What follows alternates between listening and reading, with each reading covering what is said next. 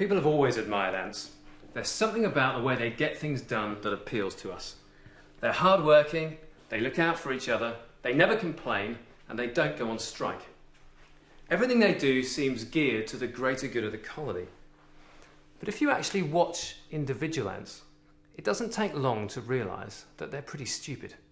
They go the wrong way, they get lost, they wander around, they can't plan.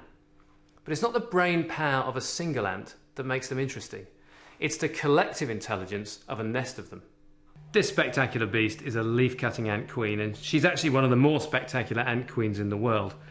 But what's really interesting here is her proportions. She's got this massive thorax that's loaded full of flight muscles for getting her up into the sky to mate.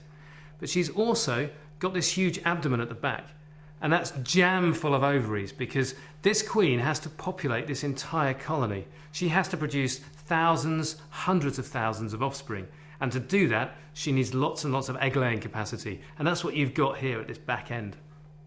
I've been studying ants for 13 years now, and what really interests me about them is the tension that exists between cooperation and conflict. Just like in human societies, ants aren't identical. They have very slightly different interests. So, just as in human societies, we get a veneer of cooperation, and it's essential for us to cooperate, otherwise society doesn't work.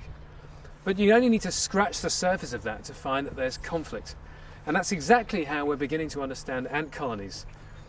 Linked with all that cooperation and all that fantastic organisation is an underbelly of conflict, an underbelly of disharmony within the colony.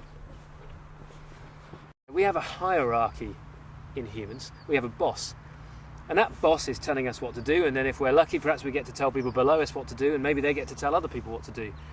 In ants, it doesn't work like that. The individual ants are all operating on their own in a decentralised way, and it's through those interactions with each other that we get the kind of emergent collective intelligence and the notion that they're behaving in this way. But individually, they're acting in a more or less blind fashion. In fact, some ants are even more or less blind.